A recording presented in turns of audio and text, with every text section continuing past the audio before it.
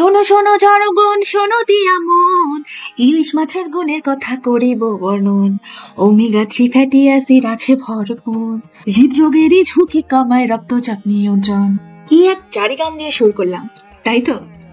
ইলিশকে যত মডার্ন কুইজিনেই নেওয়া হোক না কেন, তা বাঙালির প্রাণের কথাই কইবে।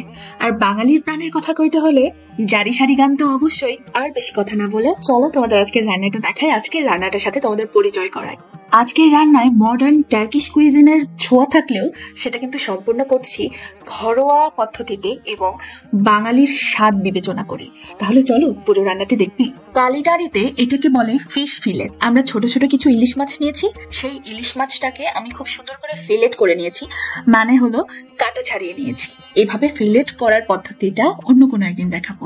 আজকে বরং আপাতত মাছগুলোকে কিমা করে নেওয়া যাক। দেখলে তো আমি মাছগুলোকে কিছুটা আর করে কেটে নিয়েছি, কারণ ইলিশ মাছ তো ভীষণ কাটা, আর এই কাটা মুক্ত মজার একটা কাবাব খেতে হলে এভাবেই কাটতে হবে। এবারে এই কেটে নেওয়া মাছগুলোকে একটু কিছুটা কাঁচামরিচ দিয়ে খুব ভালো করে আমি কিমা করে নেব। কিমাটাকে আমি একটু হাতে ধরে দেখিয়ে দিচ্ছি, দেখো কতটা স্মুথ হয়েছে, কোনো রকমের কোনো কাটা নেই। তোমরা কিন্তু চাইলে একটু ব্রেড ক্রাম্ব দিয়ে নিতে পারো, আমি ব্রেড ক্রাম্ব দেইনি কারণ আমার মাছে তেমন পানি ছিল না। এবারে পুরো কিমাটাকে আমি খুব ভালো করে সিজন করব। সিজনিং এ আমি কিছু মশলা দিচ্ছি, সেগুলো সম্পূর্ণ বাঙালি টেস্ট বাডের সাথে যায়। প্রথমে দিচ্ছি 1 চা চামচ মরিচের গুঁড়ো, 1/2 চা চামচ ধনিয়ার গুঁড়ো, 1/2 চা চামচ হলুদ গুঁড়ো, 1 চা চামচ তিল, 1 চিমটি পরিমাণ আজওয়াইন এবং 1 চিমটি পরিমাণ কালো জিরা। এখানে কালো জিরা কিন্তু খুব একটা বেশি দেওয়া যাবে না, তাহলে কিন্তু তিতা লাগবে খেতে। তারপরে দিচ্ছি 1/2 চা চামচ লবণ। এই সবগুলোকে দিয়ে খুব ভালো করে কিমাটাকে আমি মাখিয়ে নেব। কিমা যাতে হাতে না লেগে যায় সেটার একটা পদ্ধতি দেখাচ্ছি। সামান্য ঠান্ডা পানিতে হাতটা ভিজিয়ে সেই কিমা হাতেও লাগবে না, হাতটাও থাকবে পরিষ্কার এবং কাবাবের শেপগুলো কিন্তু খুব দারুণ হবে। স্ক্রিনে যা দেখতে পাচ্ছ সেভাবে আমি সবগুলো কাবাব বানিয়ে নেব।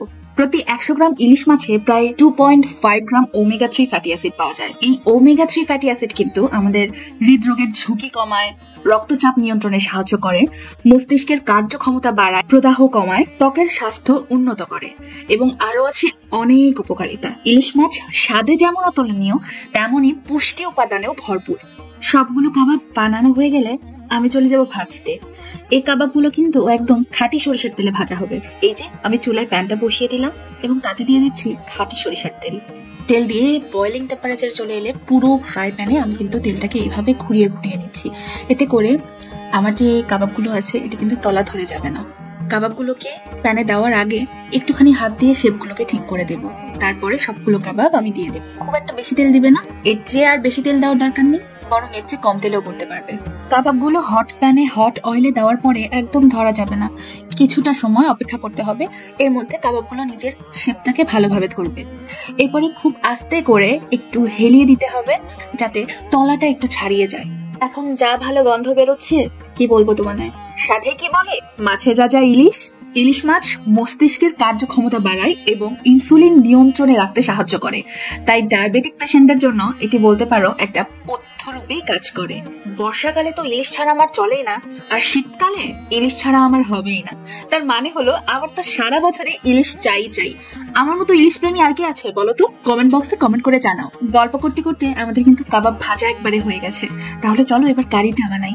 2 টেবিল চামচ পেঁয়াজ কুচি দিচ্ছি, এটাকে খুবই ভালো করে কুচিয়ে নিয়েছি। সেই পেঁয়াজ কুচিগুলোকে খুব ভালো করে আমি ভেজে নেব। ভাজার পরে এতে দিয়ে দেব 1/2 চা চামচ পরিমাণ হিং। হিং কিন্তু বাজারে বেশ অ্যাভেলেবেলই পাওয়া যায়। হিং অনিদ্রা দূর করে।